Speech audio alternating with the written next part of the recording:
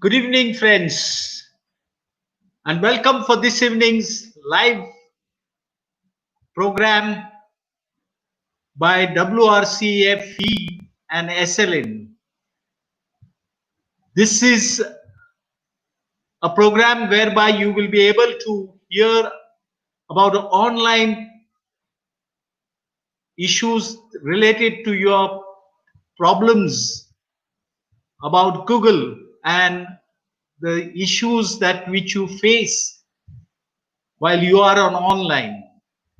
We have today Bani, who is the Google representative for South Asia, a well-known person and very articulate and clear in her clarifications and the queries that which you have. Father Norbert, who will interview her today on behalf of all of us and put before us a clear concept of online. Friends, we are in this time of challenges. This challenging time invites us to face the present day situation in our education system, that soon we may not be able to open up the schools, especially in red zone and then containment areas. And we need to be proactive in preparing our staff, our teachers, and also our students to get into online. I'm sure we are able to help you all as much as we are trying, especially Mr. Francis Joseph, his team, and the WRCFE team working together to give you this exposure. I'm sure you will also cooperate with us in the field of online education. I wish you all the best today and enjoy your session by participating it actively. Welcome, Bani and Father Norbert. Thank you and God bless you. Thank you, Archbishop Elias Gonsalves, who is leading the Western region of the Catholic Bishops Conference in the field of education. Thank you, Archbishop, for your kind words and your gracious welcome to all of us.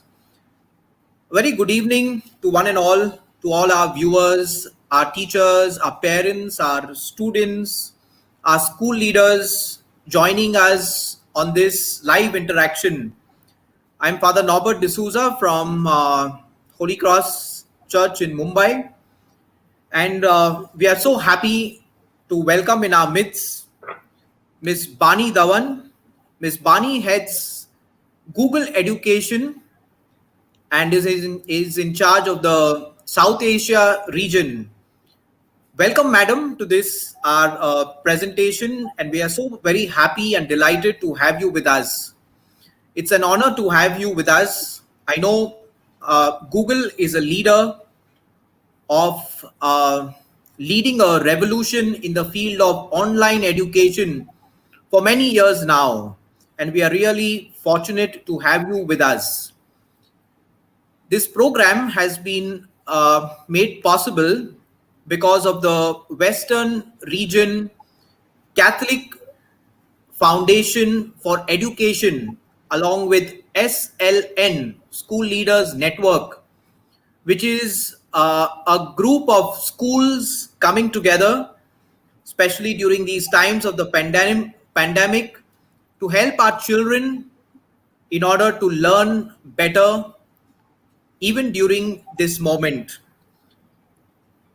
Welcome, Miss Bani. We are so happy that you have taken time out to explain to us, to talk to us about what are the possibilities and the opportunities in the field of online education. Miss Bani, let me begin by congratulating you for doing some great research, some great programs put in place, especially in the recent weeks. Can you talk to us about your vision at Google Education, and what are your plans for the cause of education? Thank you, Father. Thank you so much for the kind words. And good evening, everyone. Pleasure to meet you all. So, from Google for Education perspective, our endeavor is to be able to provide equitable and democratized access to the best quality education. And that's what we've been doing globally. And we're glad that we have partnered with a network not only be able to provide our platform, but what I really am excited about is how everybody is coming together as a community of teachers, community of students, community of parents, to actually take up a common cause of providing and continuing education. So online education is new. We know that this is a disruptive or a different medium, but the fact that you're all embracing it with open arms and the fact that you're all excited about it, we are humbled.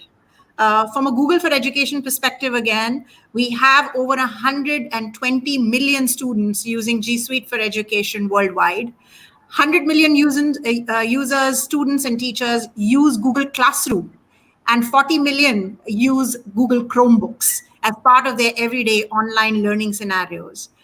We're glad that now we are actually able to continue education in Indian schools, and especially across the Western region, Catholic Foundation for Education. And we're looking forward to that partnership to grow many folds. So thank you so much for the opportunity. Thank you, SLN. I have to call out Francis, sir. He's led from the front.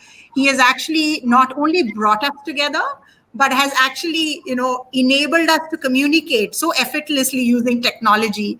And I'm really honored today to be part of your conversation. And for us, Bani, it's a privilege to be a part of Google. The numbers are staggering, 120 million. And I'm sure with many of our schools joining in, we'll be indeed blessed to reap the benefits of the technology that is available to our teachers and students and parents at Google. Bani, many of our teachers, many of our parents are joining us for this program and broadcast. And we would like to know, for the benefit of those who are using Google Classrooms for the first time, what kind of a learning management system is it? Can you talk to us about some of the features of Google Classroom? Sure, absolutely, Father. So the way that I look at it is that we are all very familiar and comfortable with our children going to school every day, to find that comfort in their school environment, to be able to actually not only flourish, academically, but also have that community, being able to run around, meet their friends, have sports in their life. But unfortunately, these are unprecedented times. And what we really need to bring in is this kind of normalcy, whatever we can bring in terms of normalcy and continuing of education in their lives. So the next best alternative, or a blended approach that I would call it, is to be online and to enable that kind of a secure online learning experience. Google Classroom brings together the best of this learning environment. So in India, we traditionally thought that a lot of schools, when they decided to go online during the early days of the pandemic in March and April, the intent was to get on and start a video conferencing arrangement. We believe as Google, what's really important is to think through the entire learning experience and not just about how do we actually come online in a video conference and engage with the students. Google Classroom provides that kind of learning management system where the teachers are able to share assignments. They're able to actually curate and collect and develop content, whether it's video content or assignments or assessments, to actually enable a more holistic learning through the medium. And what is unique about Google Classroom is that our product teams have really worked hard in the last couple of weeks to integrate Google Meet, which is a video conferencing environment, within the Google Classroom environment, which means all that a student needs to do is, just like they were getting into their physical classrooms, they are now able to log in to a virtual Google Classroom using Google Meet and be able to conduct and learn holistically using Google Classroom. So we're very excited about the opportunity. Like I mentioned, Google Classroom is part of G Suite for Education. Each school can set up secure IDs for their students and their teachers using G Suite for Education. Google Classroom is an application within that. And so, what we really are trying to do with the schools is to simplify the online learning experience and enable a teacher to use all the learning and learning material and pedagogy that they've been familiar with in the online world. Of course, we are there to actually handhold you through this journey. It's a new medium. We all are going to learn new things, but that's the exciting part. And I'm sure the students on the other side will be very, very excited because they love to interact with technology. Wonderful, Bani. It's also nice for us to know the face and the team behind the online learning system that we are using, what we call Google.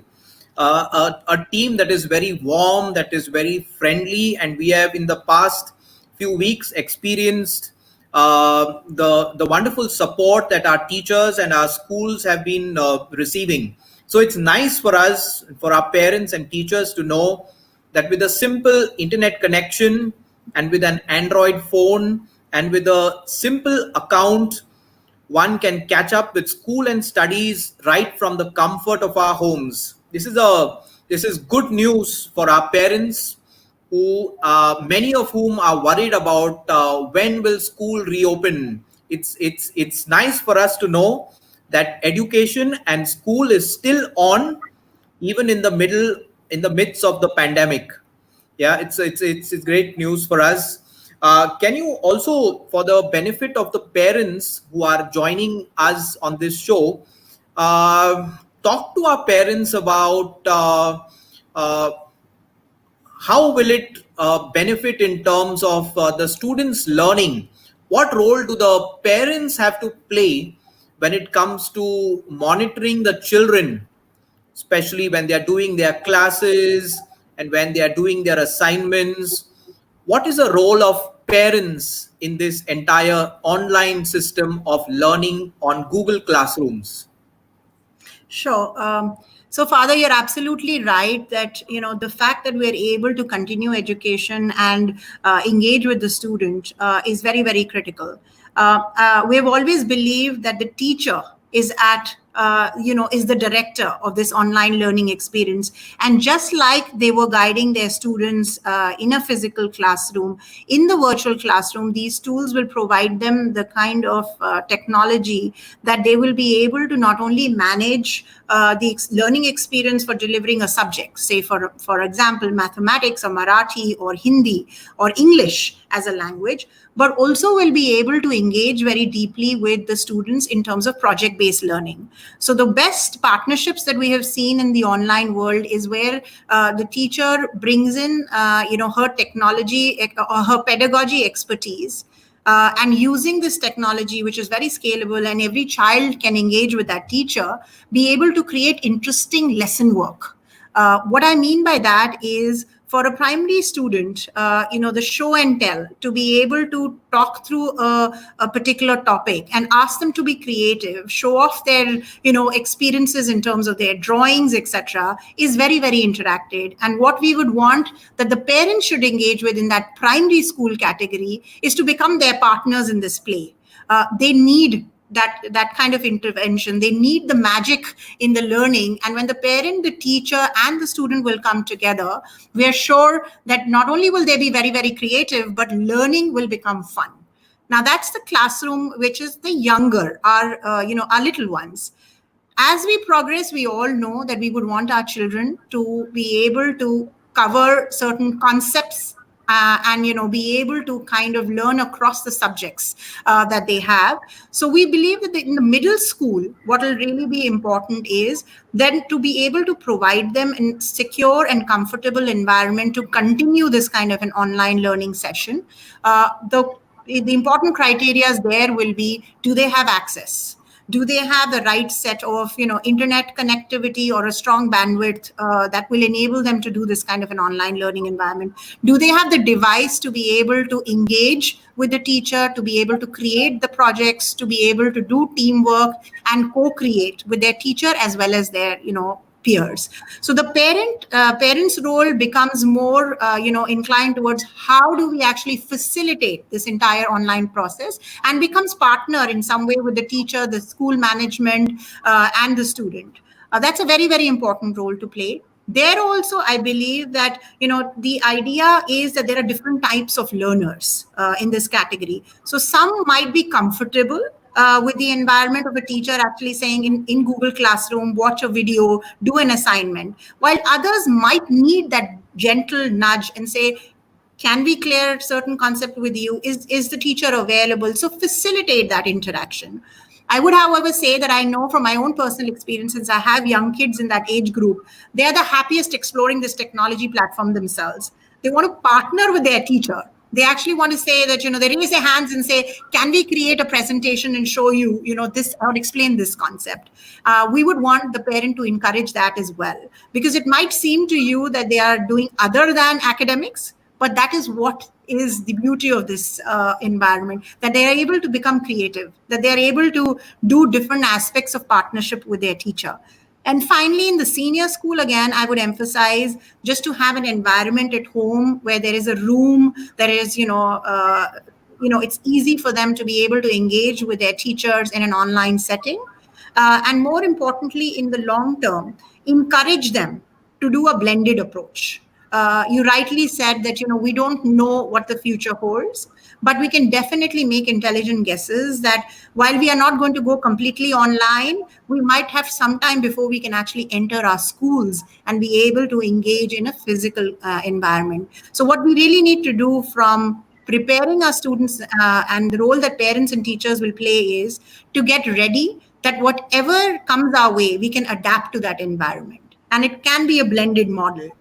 And there is nothing to fear in terms of an online learning environment. We have seen that the world over, research shows that it's a great medium for students to engage with their peers, as well as their teachers. And there are huge uptake in learning outcomes as well through the medium. Thank you, Bani. Your inputs must have calmed the fears of a lot of our parents who are, some of whom are clueless, a little worried perhaps of what is to unfold in this so-called online classrooms. One of the things that you mentioned about the role of the teacher in the classroom, which is pivotal, the most important role in managing the classroom and leading the process of learning. We have a number of teachers who are here from different schools, and on behalf of the teacher, we would like to ask you a few questions about what are the different options or what are the different techniques that different teachers can use when it comes to their different subjects, especially when it comes to language teachers, or you have teachers who teach regional languages. Also, you have special requirements of math and science. And you have a lot of online tools available to help teachers in their specific pedagogy. Can you talk us through how user-friendly and wonderful it is for the teacher to explore this entire process of online teaching? Absolutely, Father. So, one of the things that technology does very well is to simplify your experience in terms of the language that you would want to teach in, the kind of resources that you would want, whether it's video resources or quizzes or Android applications that you're familiar with. So, whatever the teacher is the most comfortable with, that's what their starting point should be.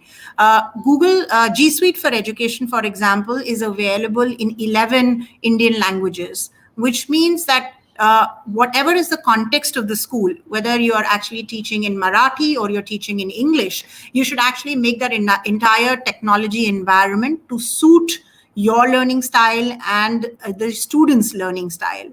So it is a click of a button where you will be able to preset, and the entire learning environment will become language specific. There is speech to text. So Indian teachers are taking very well to speech to text. So all you need to do is to open a Google Doc, speak into a document, and then see the magic happen in terms of not only translations into various languages, but also transliteration.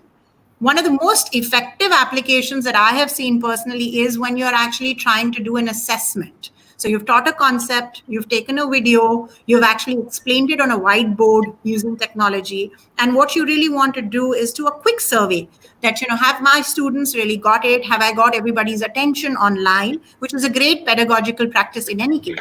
So what a teacher can do is to embed a Google form on Google Classroom, time it for a specific time and say, I would like to do this assessment starting 10 to 10:15, and then easily be able to get online and deliver that. You're able to do it in the local language that you prefer.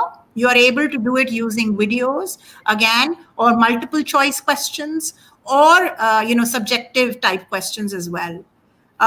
So we are absolutely, facilitating that environment for the teacher. I would also say, Father, that the teacher has some of the most amazing skills to deliver a subject already because they've been doing it all their life. It'll be great if they partner with their students and take feedback in terms of what is the format that they like the best. So we see a lot of students, because we need to be very focused in both concept explanation as well as, how do we run assessments, doing multiple choice questions, doing surveys, quick surveys, doing quizzes is very, very interesting. And what a teacher can quickly assess is that, is that concept being explained well, or do I need to repeat certain aspect of it? I would also go back to my point on project-based learning. This environment allows the student to collaborate with their teacher and collaborate with their fellow students. So if a teacher wants to explain the concept of water or mountains, we should actually make it into a project-based experience where the child is not only doing that during the classroom, but also has something that they can actually engage with between their student group afterwards. And what the teacher should encourage is communication. So they can actually have a separate session where she would want the group or the teams to present to the rest of the class. Now, these are, shifts that we are seeing when you do online learning, but it comes easy if you just kind of go with the flow. So I think nobody should be worried. It's about going with the flow, experimenting, and making sure that you actually are able to, engage with your peers, younger peers who are comfortable as teachers with technology, as also with your students. So I have a question that can we teach in Urdu? So the answer is yes, you will be able to teach in Urdu. Excellent. So this is an exciting time also for our teachers to explore newer ways of teaching, Yes. Trying their creativity and trying their skills at getting the kids to learn different concepts through different activities and, through collaborative learning. Having taught in a school, we have a certain school culture where we as a team of teachers, we kind of help one another to grow and learn. And all this while, we always look up to our senior teachers in a typical school culture setting to kind of lead the way. And truly, our senior teachers have been leading the way in our classrooms. But sometimes some of our senior teachers may not be very familiar with technology. Okay, so just to address some of the questions that have been coming to us about senior teachers taking up to learning newer skills on online platforms. I know Google is very user friendly, but we would like to hear about your success at training teachers who are taking up to this medium for the first time. Absolutely. So our research with NCRT pilots and wherever we have actually been able to, scale with Google Classroom and G Suite for Education has clearly shown that teachers who have led, pedagogy or have the strength in their subjects will easily be able to adopt to this medium. So there is nothing that shows that, there should be any hesitation or they cannot do it. These are very intuitive technologies. My favorite example is that nobody really taught us how to use a phone. Nobody really taught us how to use WhatsApp. And we found these groups and we started to collaborate and, sharing lesson plans. We also started sharing with students and parents as a medium. It is the same environment. So the first hesitation that you might have had with technology, now you need to review it and say again that this is something new and probably I'll have to do it twice over before I get the hang of it, but it's fine because it's as easy, it's as intuitive, and what the result that you will, and the feedback that you will get from your student is so magical and so amazing that that'll give you instant satisfaction for all the hard work and the experiments that you might have done. Having said that, like I said, I have huge confidence in our senior leaders and senior teachers who know their subject very well. Give yourself the faith and the hope that you would get this, and it is easy. The second strategy that has actually worked in our schools, in the Indian schools, is that there is a peer-to-peer collaboration that happens. So there is a teacher who's more familiar with technology and has taken to some of these technologies quicker or has experienced it before, can actually partner with a senior teacher who's more focused on her subject matter and then experiment and maybe do a co-teaching class.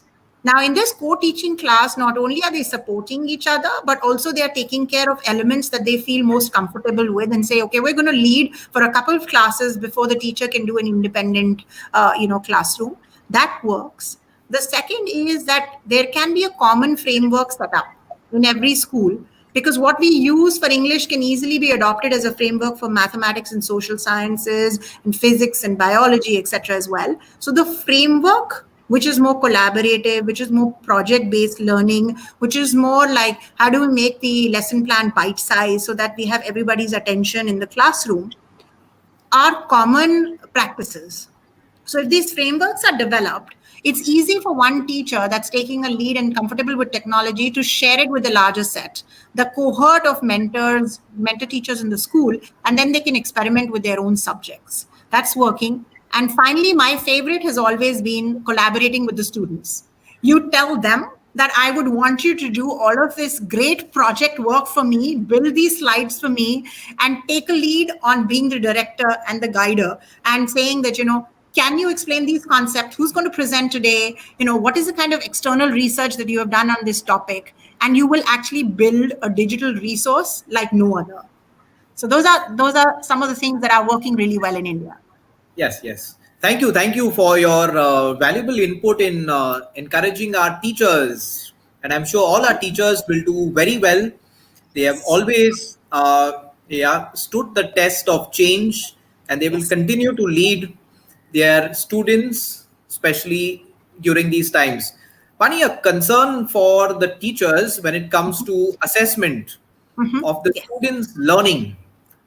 What are the tools available, and how reliable and how effective is the assessment strategy of these online learning systems, especially Google Classrooms? Absolutely. So, Father, all of those countries that had got online in the last 7 years have actually evolved to provide very sophisticated online assessment solutions. So that has already been done. It is probably new to India because we're still, understanding or taking the baby step in terms of adopting a platform, creating a learning environment using Google Classrooms. However, there is so much of global learning out there. There are such active communities online. Google Educator Groups is one such community. There are a lot of very active Google Educator Group leaders in India itself. Sangeeta ma'am was somebody that you have met as part of these YouTube series as well. So the idea is to connect, create that local community within India, and utilize all the learnings that the global community has to be able to adopt some of the best practices. And I would also say relevant practices to our scenario. In terms of assessments, it's completely foolproof. What Google Classroom enables you is to actually decide what kind of assessment you would like to run. Would it be a simple quiz format? Will it be a Google form? Will it be a subjective type, Google Docs assessment? Or it could be an assessment over an application, an Android application that you probably have found very interesting for your subject. All of this can be incorporated into Google Classroom. What you need to do is to just simply assign that assessments to every child in the classroom. Set a time that says, I want to start an assessment for every student in my classroom at a particular time, and then end it on that time. Google Classroom as a technology platform facilitates that. After you have run the assessments, you will also be able to grade those assessments online. And I guess the most effective way is that you already have multiple choice questions. You already have set answers to some of them. So technology supports you to autocorrect some of them.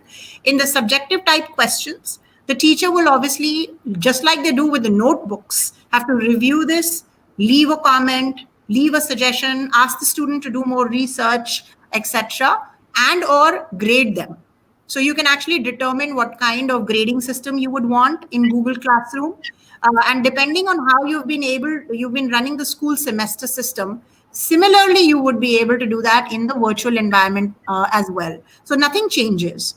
And what is really amazing is that it makes you more productive because you don't have to reinvent the wheel of, correcting notebooks and then putting these scores online or these grades online or marks online. All you have to do is to find a spreadsheet, develop an e-portfolio for the student, and the formative as well as summative assessments over the period of the year. So it's the same process. It's just it has moved online, and I would also add the fact that it has become simple. Yeah, this sounds very exciting, and I'm sure this will be a very exciting phase for all our schools and for all our teachers. Also, come to think of it, the amount of resources, the teaching material, the videos, the animated experiments, and the amount of worksheets that can be made available to the children is fantastic. Absolutely. Right? So Yes. if only we make better use of these resources, our kids will find learning so very exciting. Oh? Absolutely, Father. Absolutely. Yeah. And they take to this environment very quickly because this is new, this is fresh. And it's also very engaging. I'm sure you and I were able to connect face to face. So a teacher and a student does that in the same medium, and you can actually feel that connect happening in the classroom as well. Yes. Perhaps for us in India, this is to a certain extent new. Yes. We are just entering into that phase, but you have universities and colleges around the world, schools and institutions that have been using this so very effectively. What are your experiences from the other parts of the world? For example, in the West, where this is much more widely accepted, and will India take to it as the West is taking to online education and learning? So absolutely, Father. I believe that I'm very, very optimistic about, that we would take to it. I think the way that we have been resilient in these unprecedented time, how we've come together as a community, how we've actually not let that bog us down even as an education institution. We've taken quick decisions. We've said, okay, we need to do this. We need to bring in normalcy for our students. We need to continue education. That itself shows a very positive signal. And everybody has been supportive of that change. The teachers have overnight accepted that, and before that, it was always something to be done in the future. Some other countries doing it, and we'll do it when we have better infrastructure or when we have more devices in the hands of our students. But the time is now, and we have adapted to it. So I think that milestone we've already overcome. In terms of how successful we will be in the learning environment and what we can learn from the West, I would say we will develop our own system.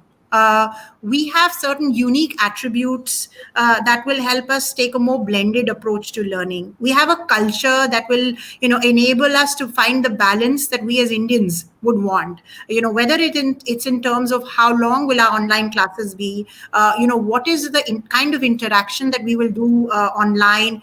Can we introduce? So I hear a lot of schools that have introduced yoga. They have introduced physical education as part of their online class timetable. And that's unique in that sense that we're actually thinking through dance classes. So we're actually saying we are only not going to deliver academics, but we're going to provide this whole holistic experience to our children so that we can keep them engaged. We can also probably take a break from just being, a conversation to actually enjoying that activity together. We have circle time, home rooms, where the social and emotional well-being of a child is being considered. So teachers actually reaching out. I think a child needs all of this, whatever age group that they are in. The fact that, there are certain talent competitions that are happening at the class level. So, you're actually seeing other students perform, whether it's music in their life, whether it's a conversation or a debate. So I think that's the model that I feel that we would take to.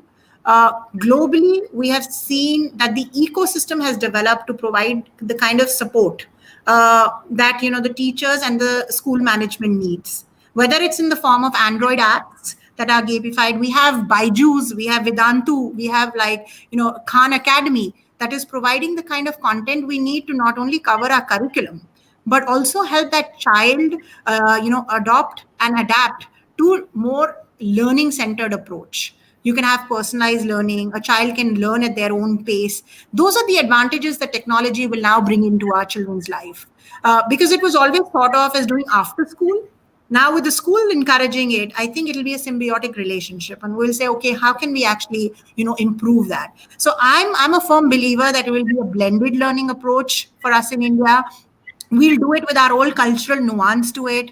We will also find the fine balance that we often want as parents and, as school management, that, we want our child to be physically active, to be able to do a prayer in the morning, to be able to do yoga together. So all of that will happen in the online medium, and we will build a flourishing system for sure. Yeah. I think there's a question coming from a teacher, Lucy Criado. If you could take that question on the class strength. Yes, sure. So how do we manage a class of 85 plus students? I'm talking about a primary class, and please guide us on that. So some of the best practices that I have seen is that there should be a co-class teacher if you have a larger size than 30. In an online learning environment, it always helps that if you bring in students of a certain age group, there can also be the strategy where some older students are clubbed together with younger. But if it's the same grade student, and we are talking about the first graders or the second grader, what is really important is to set certain digital citizenship guidelines. Their parents will have to join in the primary school segment, where they actually set up this online environment for them. They're able to set up the video Google Meet for them. They know the basic functions of how to mute themselves, how to unmute to ask a question, whether your video should be on or off. How do you create a hygiene at the very beginning of the classroom so that the teacher is not struggling to get everybody together or get everybody settled in? So I think that's the first prerequisite. The second is the kind of engagement that you would do, the kind of learning as a primary school teacher you would do, would have to be as more interactive. So, like I said, if you're trying to teach them Qutub Minar, if you're talking about Rashtrapati Bhavan in India Gate, we should ask them to put all of these pictures together, ask them to research a bit and add lines in terms of when it was built, what is the purpose of that monument, and have an engaging discussion with those students. Some of it might be very interesting when they draw it and bring it to your notice. So show and tell, making fun, learning to actually sing along for language, deciding on what they should do with their parents in terms of read along. And there are a lot of apps that are available. Google, we ourselves have a read along app that is for Hindi, Marathi, Gujarati, Telugu, and English speaking students. They have a repository of books where an AI assistant or Dia, she's a buddy that actually encourages, you can speak into that phone, it's completely offline, and that AI-driven, speech recognition engine called Dia actually pauses, tells them to read a spelling, corrects them if they are wrong, tells them to pronounce a word accurately, and go on to the next. So technology is making huge strides in terms of how innovative it can be. We need to, as a parent community, as a school management, look through all of these valuable resources and bring it into their learning experience. It should be the teacher who should curate it, because the parents will feel more satisfied when it actually comes from an authority who understands the learning needs of that child, who are able to help them get more creative. This is the time to do all of that with the help of the parents. So parents have a huge and important role to play. Yes. In class, you would normally have the monitor in the class to mind the kids in the class. I think the parents have a crucial role as monitors now to be able to guide their children. Yes. Right? Bani, I would like to just shift the discussion towards a very important aspect of online learning for our children. While this is very exciting for our kids, those who are on one side of the digital divide, there is a huge concern about kids who have no access to technology, kids who have no access to the phone and to the internet. And of late, we have been hearing a huge migration of families from one state to the other. How concerning, or how do we analyze this situation, and how can we help children who have no access to technology? So I think it's a very, very important question, Father. I think, and it is one that we will have to not only address, but actually be very, very innovative about.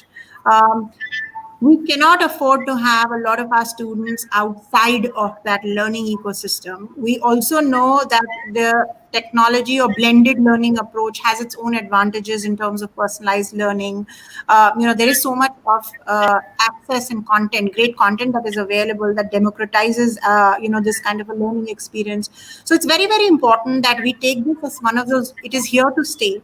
It is a long-term, transformation that is happening in education. And what is it that we can do as a community, as a government, and as a school management to actually, and as parents as well, as partners, to make sure that our children have access and we are reducing or completely eliminating the digital divide. And while we are doing so, I believe that we are not going to be able to find just one solution. Because we are a large country, we obviously have very diverse needs, and there are social economic conditions that we have to keep in mind. So I think that there will be various technology solutions that will happen over a period of time that will impact learning. But one of the most fundamentals, I believe, is that we should definitely make sure that internet and a device, and I actually am propagating more of a creation-based device rather than just consuming content, because a small screen is a small screen at the end of the day. And as you and I, we are very familiar that it's very difficult to learn for multiple hours just being in front of our phones. So I believe that we definitely need to make an investment in the ecosystem where our students have devices in their hands, where we can create those assignments, where we can create those presentations that are exciting for them, and they are able to do, online learning for whatever duration of time their teacher and their school deems fit. There has to be an investment on internet infrastructure. There are a lot of governments who are already talking about how do we partner with the community, how do we make sure that we prioritize certain class groups and stuff. So every country in the world has taken a very informed decision. Japan, for one, actually had planned that they will have devices for every student in their classroom by 2024. And now they have actually pushed it back, and that mission is now 2020. Now we need to be as decisive. We need to actually go out there and say, this has to be done today and it's urgent. And we need to make sure that we are able to, at least wherever there is connectivity and wherever we can help a child be in a synchronous conversation like we are in today over Google Meet, that should happen. Wherever we cannot get to a child with, this kind of synchronous exposure, we need to have televised learning material that goes to the child. We need the teacher at the district level then to connect with that child to be able to answer their queries. And finally, radio is a very powerful medium where at least helping them, engage with that medium for a specific period of time. But while doing so, I would say we have to prioritize and reach the last child. That has to be done. It has to be done sooner rather than later, I would say. And worldwide, the effort has been made to actually provide access to students. Yeah, that's true. I think this entire pandemic has put us into a spot in a certain sense where we have to take action and we have to decide in ensuring that our children get the best education and every child has access to good quality education. Bani, but also for our children who kind of miss meeting their friends in person, the masti, the fun, the frolic. That is something that our children will miss.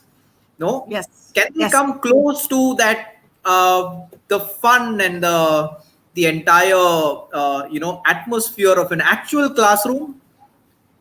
So absolutely, Father. My hope, and because I have two girls who are growing up in this environment, I think, yes, we need to find that fine balance, and we will find that soon enough. And while we are in the process of finding and getting them back into schools, making sure that they are safe whenever they get back to school, the fact that we are able to engage in this manner, the fact that they're able to see their teachers and their fellow students is huge. I would add that one of the considerations that we have to make as a community, as a society, when dealing with internet-based learning, is that what kind of technology solutions are able to support us in this internet engaged learning. So one of the fundamental questions that I know will be in the minds of a lot of school management and a lot of parents is that how do we ensure that this is a safe internet experience?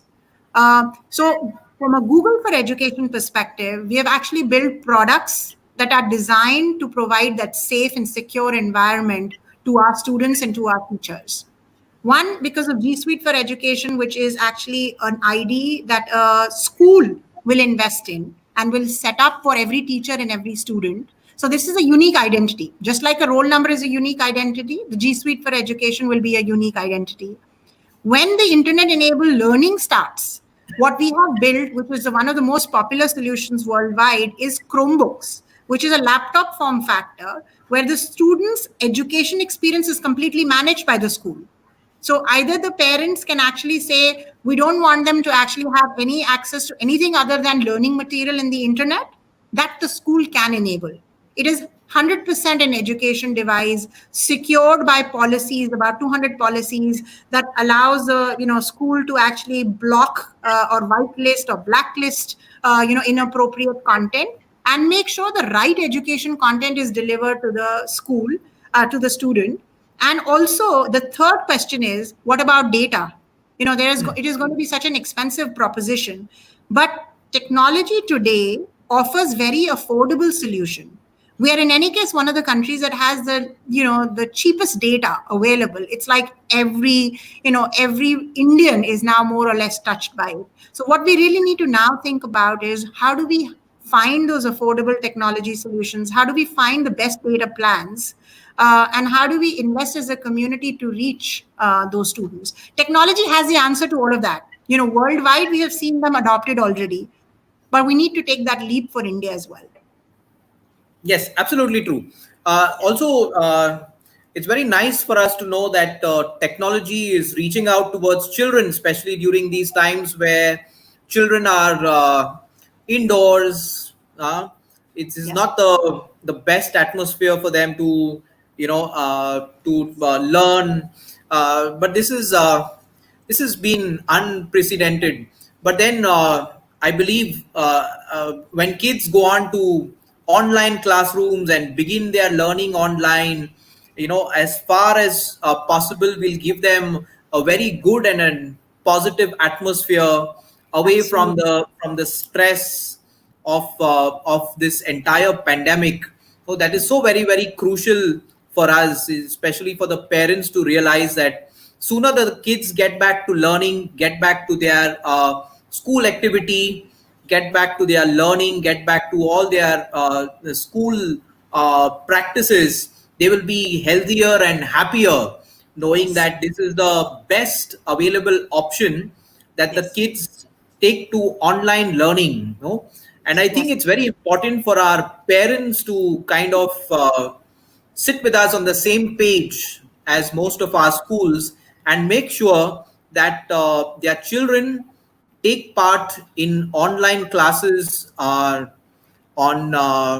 this Google platform, and this is in the best interest of the children. You as a parent, Yes. would be able to talk to our parents who are Yes. perhaps a little undecided or don't know which way this online system will go. Perhaps Yes. you as a parent can say a few words to encourage our parents to get online and start this Google education. Yes, absolutely, Father. And I'm happy to take some questions as well.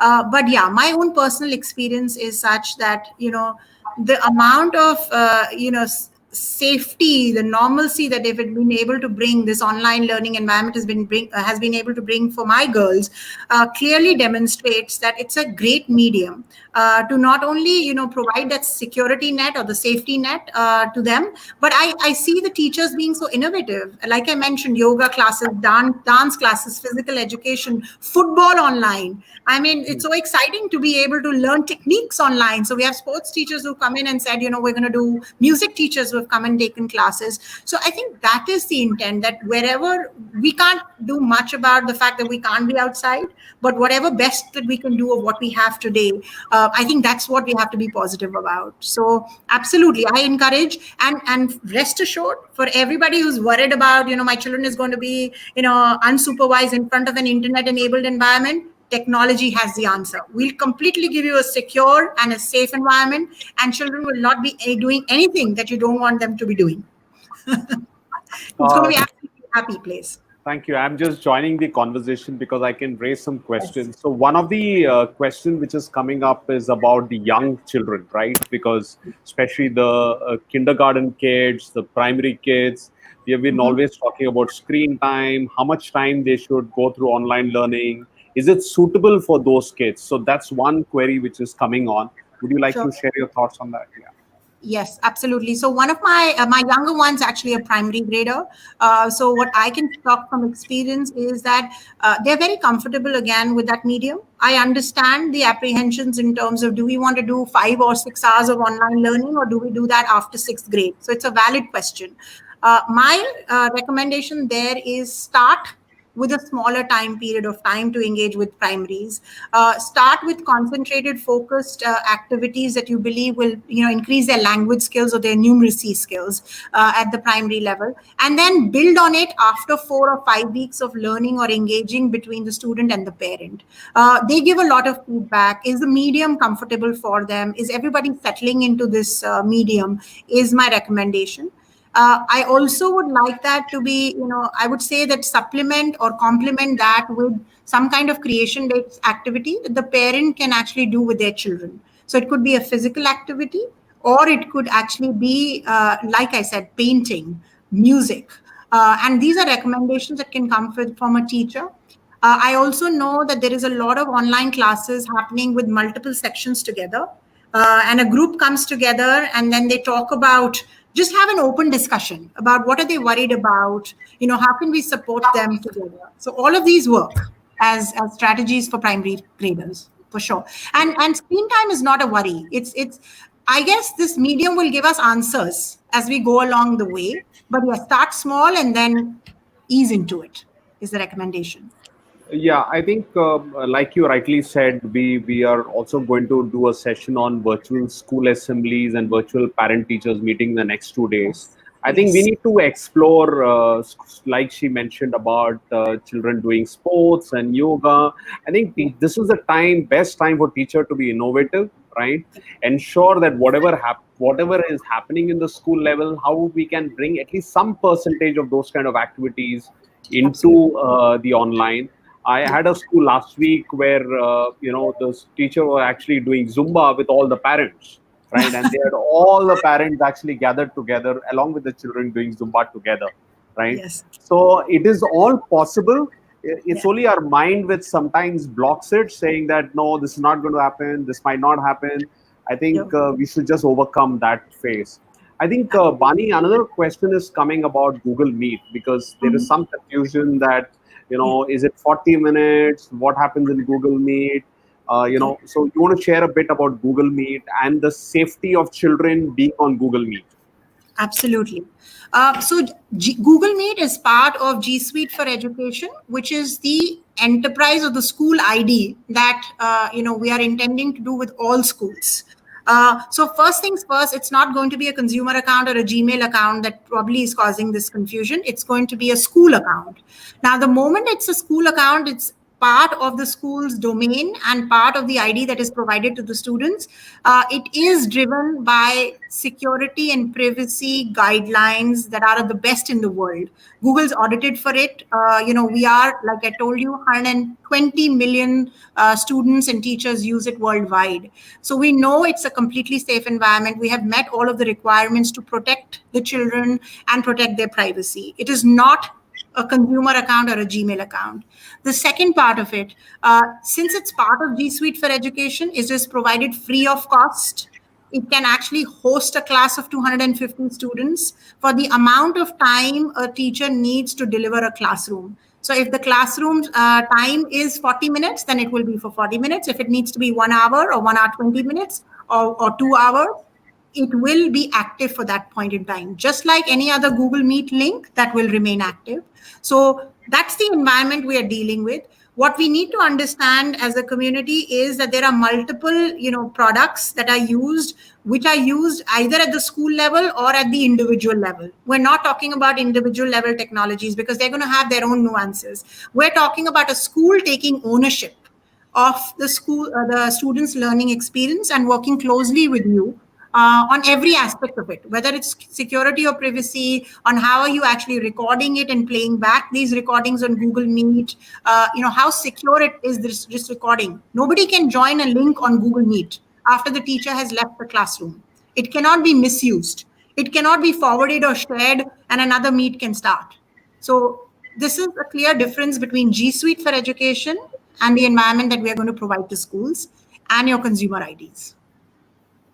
So there is a question, can we create Google Classroom using personal school ID or do we need G Suite? So my recommendation is go with G Suite for Education because that's the official school domain, and create Google Classroom using those. Those are much more secure.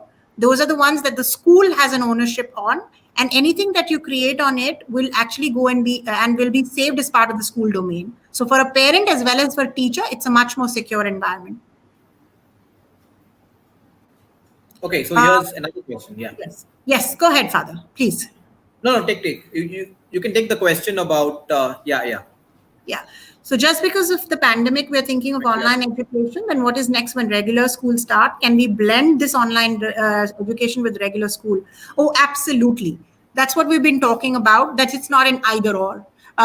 We know that technology is an intrinsic part of this generation, and we should not resist that. At the same time, we know the value of being together in a school environment, and that's never going to be and never should be taken away. We've all grown up in that environment and have flourished as individuals, so we need to give that to our children. So the future is going to be a blended environment. We are going to see more and more of the online, learning happening at school and also after school. Is G Suite free? Yes. G Suite for Education is free of cost, and it gives you unlimited drive storage. Yes, this is for the benefit of our parents who may have a number of questions about registration. Most of our schools have been registering for Google applications, and the parents can check with their schools as to which online platform that that your school is opting for. Many of our schools in Maharashtra and Gujarat and Goa, who are part of the Western Region Catholic Education Foundation and SLN Global Network, are already registered. And maybe you can, as parent, can check with the school about your medium of online learning. I think I just want to add here that many schools, have prepared themselves, right? But this is a long journey. It's not a journey where you will finish when the pandemic gets over, right? And I think this will, you might see the benefit of this as we move forward to a physical school, because using Google Classroom, you would be actually teachers would be will get more innovative and creative actually, because they are going to plan their the teaching materials, the learning materials in a much better way. They are going to organize it better.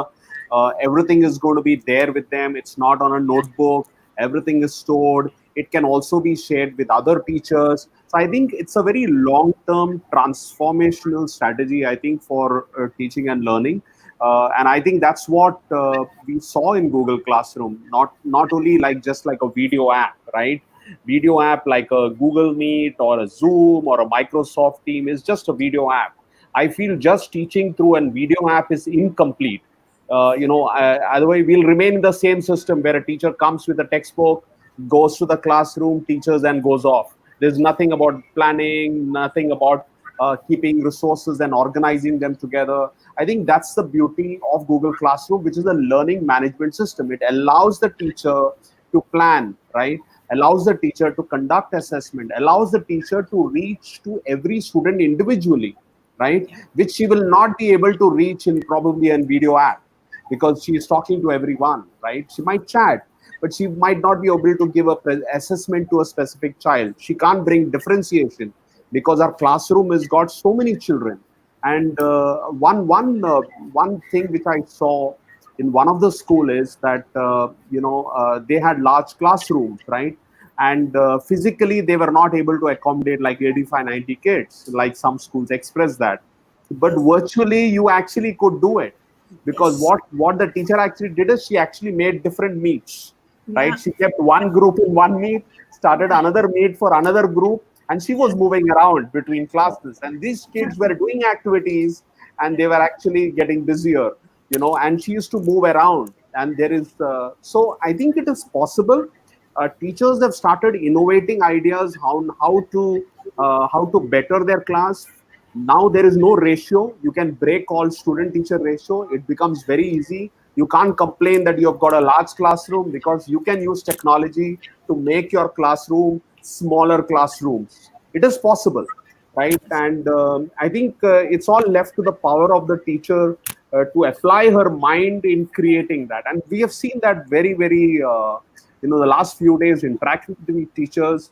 We did a training yesterday, and till night teachers were actually working on their slides, trying to take part in assessments, and it was amazing. I mean, it was like night 12 o'clock, but still we could see teachers working on it.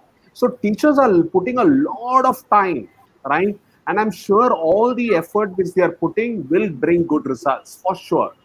And to solve the issue about content, we are doing a talk with Khan Academy tomorrow, right? Same time, we have invited Vipul, who heads the school enablement for Khan Academy. He's going to come in. We are trying to see how Khan Academy content can be used, because that's also world's largest free online learning content. And one question which came with Vipul is, which might come again tomorrow, is that some of the content is in in a different accent, right? So the answer was very clear. Children of today understand those accents much clearer because they watch football shows, they watch foreign serials. It's only our challenge, right? Because we fear, right? When something different happens, we always fear that, oh, this is difficult. But children don't have that fear. They immediately get into it. And actually, it will improve the way they speak also. So I think let's look positively. Let's not try to find a black spot in a large white picture. Let's look at the white picture and then try to remove the black spot. Vishal, you want to add something? I'm very much happy with what Bani has been saying, and I've been following here very carefully what you have been saying, Bani, and you are very clear and distinct about what you said. And the parents and the teachers, surely they have the fear of being something new and change. It is always a challenge for all of us because we are brought up in a different culture, different situation. And the parents there, maybe those who are watching, it's quite natural. Let's accept the fact. But we as WRCFE has been seeing this from last 2 years. We have been preparing for this challenge, and we came out with a education to family values.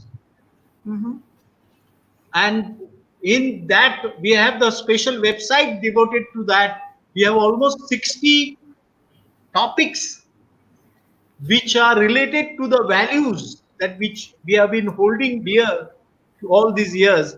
And we have addressed this issue of online problems. The fears that the parents have, we have addressed.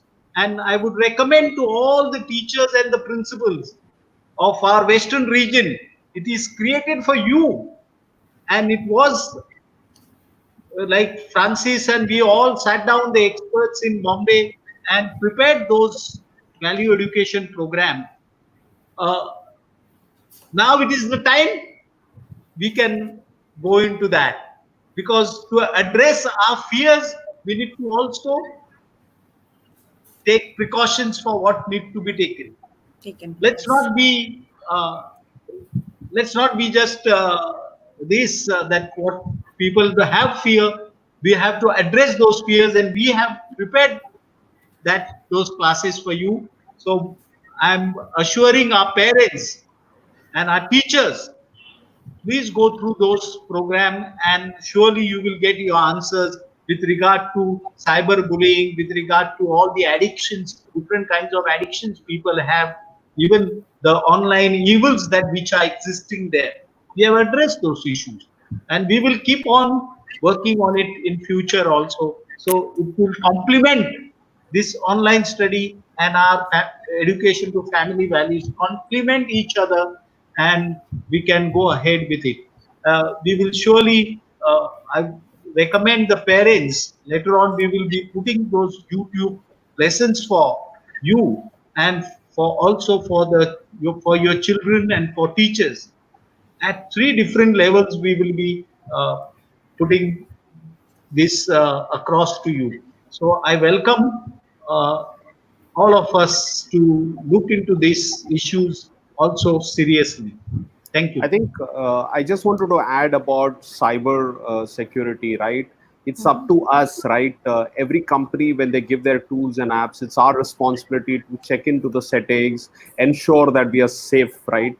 Even if when you buy a house, right, you go to the house, it's getting constructed, you check whether there are any open balconies, you ensure that there are grills. You have one more door outside your main door, get the best lock. I think we look at that so carefully when it comes to a physical life. But similarly, in an online life, you also have to ensure that your house is well protected, for which there is something known as privacy settings.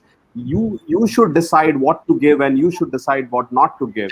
So finally, the keys are with you. If you do not use it, you will definitely fall into some kind of situation. So I think, and it hardly takes time.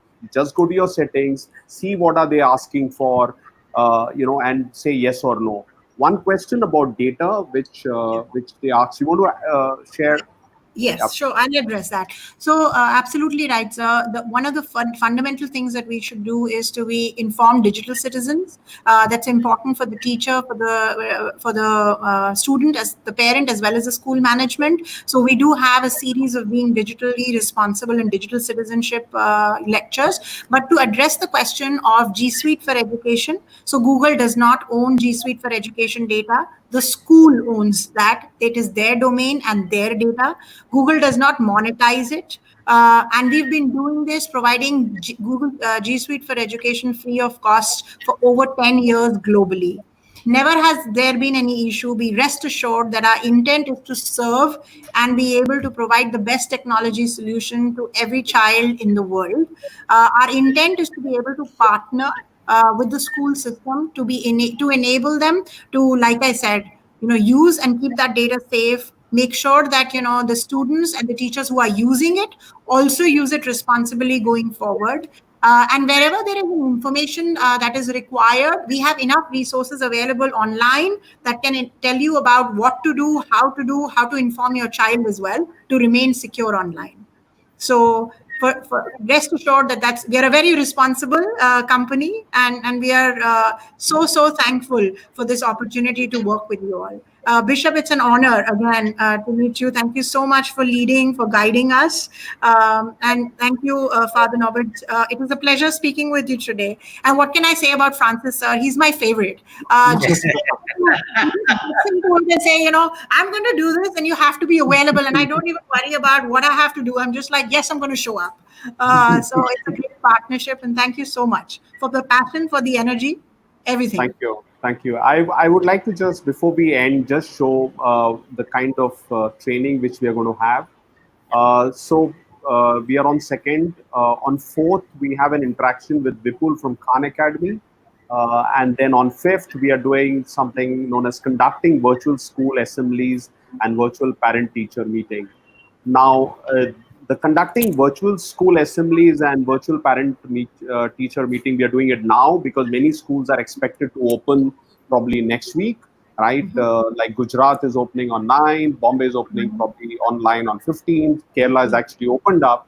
So we felt that these kind of initiatives should happen. And who are going to conduct these sessions are schools which are already doing it, right? Yes. So the power is in your peer schools, not anyone else, right? So we have a school known as Alcon International School in Delhi, which so Ashok Pandeyji and his team is going to conduct this because they have been doing this for some time. So they are also going to be involving some children. So I request you to follow the training schedule. Go to the page, you'll always see the link around, and let's learn as a community in education, right? Total, like a teaching community, we have to come together to learn. Father Norbert, you want to say something before we end the interaction? Bani, this has been a great learning experience. No, yeah, your thoughts, because we never asked you your thoughts. No. It's been a great learning experience, knowing that my teachers are very excited. We are a large school here in Bombay, and all our neighboring schools as well are taking this training, and it's fantastic. So we look forward to, so we are not waiting for the lockdown in a certain sense to end, but we are in the go mode in a certain sense that we want to take this to our children and be able to reach every child from our school. Thank you for this wonderful learning opportunity. Thank you, Bani, for sharing with us your thoughts and your vision. Thank you. It's been a pleasure. Thank you to all the viewers, and looking forward on 4th to see you at 5:30 evening with Vipul of Khan Academy. Thank you so much. Thank you. Thank you.